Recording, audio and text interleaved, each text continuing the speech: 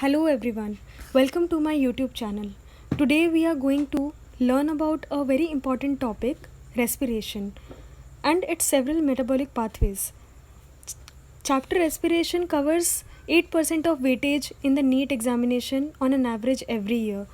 However, this seems to be a complex topic for majority of the students because of the complexity of the metabolic pathways.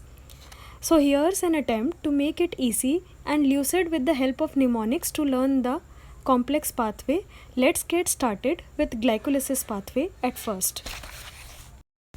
As we all know that all organisms on the planet of the earth need energy to survive and perform several functions. There are different kinds of organisms on the basis of how they obtain the energy from environment. The basic two criteria are autotrophs and the heterotrophs. As the name suggests, auto means self. They can make their food on their own with the help of sunlight energy. However, the heterotrophs, hetero means others. That means these organisms, they depend on the autotrophs for sustaining their life. So we can see in the slide that this cute little rabbit cannot cook its food by standing in the sunlight and doing the photosynthesis. It's not possible for the rabbit because it's a heterotroph, whereas the plant in presence of sunlight can make its own food. That's why it's called as autotroph. In fact, all green plants are the autotrophs. All the energy required for life processes is obtained by oxidation of some macromolecules that we call food. Only green plants and cyanobacteria can prepare their own food by the process of photosynthesis. They trap light and convert it into chemical energy that is stored in the bonds of carbohydrates like glucose, sucrose, and starch. We must remember that in green plants too, not all cells, tissues, and organs photosynthesize. Only those cells which are having chloroplast, they are most often located in the superficial layers, carry out the photosynthesis.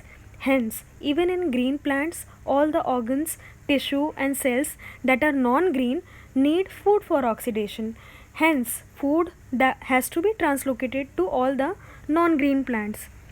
Animals, on the other hand, are heterotrophic. They obtain food from plants. The breakdown of carbon-carbon bonds of complex compounds which are present in the food through oxidation within the cell, leading to release of considerable amount of energy, is called respiration. And the compounds that are oxidized during the process are known as respiratory substrate, for example carbohydrates, fats, etc. Usually carbohydrates are oxidized to release energy, but protein, fats, and organic acids can be used also. During oxidation within a cell, all the energy contained in the respiratory substrate is not released free into the cell or in a single step. It is released in a phase-wise manner, like shown in the screen. Phase 1 glycolysis, then phase 2 preparatory phase, phase 3 tricarboxylic acid cycle, and phase 4 electron transport chain. In that manner, the complete breakdown or oxidation of food happens. The readily available or utilizable form of energy is known as ATP. Therefore, ATP is also known as energy currency of the cell. Now, whenever we go and buy vegetables, do we give the seller currency notes or demand draft or checks? It's obvious we give currency notes only because that's easily used for buying and selling of goods or any transaction for that matter. While for encashing check or demand draft, we need to visit bank, fill the form, and wait to get our money, and it's a little longer process. In the same manner, we have different energy molecules besides ATP, and those are NADH and FADH. But these are not utilized directly by the cell and are further metabolized in yet another pathway called electron transport chain, which we shall learn later. That implies that ATP can be considered as a currency note, whereas NADH and FADH can be considered as demand drafts or the check, whatever suits you for remembering things, So also note that one molecule of NADH gives rise to 3 ATP and one molecule of FADH gives rise to 2 ATP in the electron transport chain. And ultimate aim of all the metabolic pathway is to synthesize ATP, which is energy currency for the cell, and so as to carry out different body functions. Let's get into the details of phases of cellular respiration. Phase 1, glycolysis. It deals with the breakdown of glucose in two molecules of the pyruvate. Please note that glucose is 6 carbon compound while pyruvate is 3 carbon compound. Here, partial oxidation of the glucose takes place in absence of the oxygen. Oxygen's presence is not mandatory. Now coming to phase 2, that is known as preparatory phase or investment phase. Here pyruvate is shuttled into the mitochondria where it is converted to a molecule called acetyl-CoA for further breakdown. Now this acetyl-CoA, its fate is decided basis the need of the body. There are three major ways in which different cells handle pyruvic acid produced by the glycolysis. These are lactic acid fermentation, alcoholic fermentation and aerobic respiration, which we shall study in detail later because this is not the part of glycolysis. Pyruvic acid can be utilized in several other manner by the cell as and when needed. Since the end product of the preparatory phase is acetyl-CoA which is synthesized from pyruvate, this acetyl-CoA can be further channelized into Krebs cycle, which is also known as tricarboxylic acid cycle, wherein the oxidative metabolism of acetyl-CoA units takes place and it serves as the main source of the cellular energy. And at the last, it's phase 4, which is known as electron transport chain. The electron transport chain uses the electron carriers to create a chemical gradient that can be used to power for oxidative phosphorylation. Next is glycolysis overview. Here I have summarized almost every important chunk point which is very significant from examination point of view. To begin with, the point number 1 says glyco means sugar, lysis means breakdown. That means it's simplifying the definition of the glycolysis, means breakdown of the sugar molecule. It was given by Emden, Meyerhoff and Parnas in 1930 and that is why it's known as EMP pathway, based on the name of the discoverers. It's breakdown of 6 carbon glucose compound into 2 molecules of 3 carbon pyruvate compound as already discussed. Now glycolysis is universal in nature. By it we mean that in the lower organism we do not have the well developed organelles like in prokaryotes, but they do have this basic cytoplasm, and in cytoplasm glycolysis can happen and those organisms can survive based on glycolysis and they can derive their energy. ATP is formed and the entire glycolysis pathway is of 10 step. The net production of 2 ATP molecule takes place by substrate level phosphorylation, which we shall discuss. 2 molecules of NADH are also produced by reduction of the NAD+, which are not the energy currencies, but they are demand draft and checks, as I have already told you. Now glycolysis also occurs in the 2 phases. Phase number 1 is known as preparatory or investment phase and the phase number 2 is known as payoff phase. Preparatory phase is also called glucose activation phase. Here the activation of glucose molecule takes place by the phosphorylation, means the phosphate group is attached to the glucose, which we will observe in the glycolysis pathway as we discuss in the next slides. Also 2 molecules of the ATP are invested and hexose chain, that means 6 carbon chain, is cleaved or broken down into 2 triose phosphates. Now in the payoff phase, this phase is also known as energy extraction phase. That means here the energy is finally derived in form of ATP molecules. This phase includes conversion of glyceraldehyde 3-phosphate to pyruvate and formation of ATP takes place. That means pyruvate is the end product of glycolytic pathway. Glucose is split to yield 2 molecules of D-glyceraldehyde 3-phosphate and each step in the payoff phase occurs twice per molecule of glucose, as we are going to witness in the next slides. Now see the steps of glycolysis. I have myself designed it. Here you can observe the picture with the help of the blue bead model. I have made it for you so that you can imagine and you can remember the pathway also with the help of the diagram as shown here. Please note that in the pathway whatever is written or shaded in pink color is the enzyme.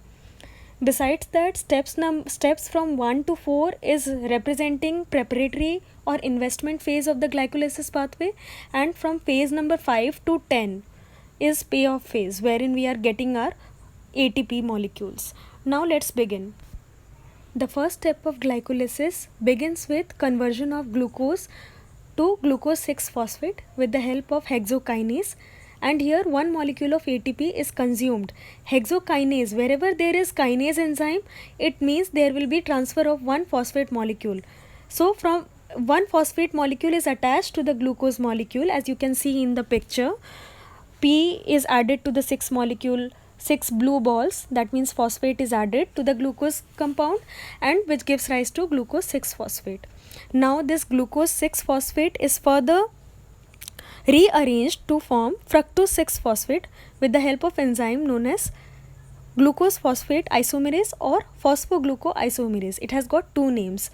Now this fructose 6-phosphate is further converted to fructose 1,6-bisphosphate with the help of enzyme phosphofructokinase. As you can see here, also kinase enzyme is used. That means another addition or transfer of one phosphate atom will take place, and which will result in the formation of one fructose 1,6-bisphosphate. Here not biphosphate but bisphosphate is written. Why? Because at two different position the phosphate atom will be added. Now in the next step we have entered in payoff phase, wherein fructose 1,6-bisphosphate is splitted into dihydroxyacetone phosphate and glyceraldehyde 3-phosphate. This reaction takes place with the help of enzyme aldolase. Now the next part is very interesting, as because the dihydroxyacetone phosphate with the help of enzyme triose phosphate isomerase gives rise to glyceraldehyde 3-phosphate. Now we have got two molecules of glyceraldehyde 3-phosphate. One molecule of glyceraldehyde that is coming from fructose 1,6-bisphosphate cleavage, and the another glyceraldehyde 3-phosphate is coming from isomerization of dihydroxyacetone phosphate. Now the next step, with the help of glyceraldehyde 3-phosphate dehydrogenase, a molecule of NAD plus is further reduced to NADH and gives rise to H plus, which is further utilized in the next glycolytic pathway. Now glyceraldehyde 3-phosphate, two molecules of glyceraldehyde 3-phosphate will give rise to 1,3-bisphosphoglycerate, and this 1,3-bisphosphoglycerate will give rise to two molecule of 3-phosphoglycerate with the help of phosphoglycerate kinase. Here again the enzyme kinase is used. That means the transfer of ATP molecule, transfer of phosphate molecule will take place from ADP to ATP. Now 3-phosphoglycerate will give rise to 2-phosphoglycerate with the help of enzyme phosphoglyceromutase, and this 2-phosphoglycerate will give rise to phosphoenol pyruvate with the help of enzyme enolase, and two molecule of water will be released, will be excreted out of the pathway. Now the two molecules of phosphoenol pyruvate will at the last give rise to two molecule of pyruvate with the help of enzyme pyruvate kinase, and this is the end of glycolytic pathway. Now this pyruvate has got many different fates, which is decided by the need of the body. It can undergo alcoholic fermentation, or it can be oxidized to acetyl CoA, which can be channelized to Krebs cycle, or it can form substrate which can be utilized in other pathways like ATC and all, as discussed earlier. Now let's move on to the mnemonics or certain tricks which will help you to memorize this entire pathway and the enzymes used in the pathway in a very simpler manner. If you learn these mnemonics, automatically you will be able to recall these kind of these enzymes and the exact respiratory substrate or the steps of the glycolysis, and you will be able to recall it in exam without wastage of any time. So let's move on to the mnemonics now. Beginning with mnemonics for the pathway. Now here remember this quotation: good girlfriend found, dad gone, bide purple paper pie. See the buy here it's a trick, it's a random trick which can help you remember all the substrate in a sequential manner so that you don't mix up.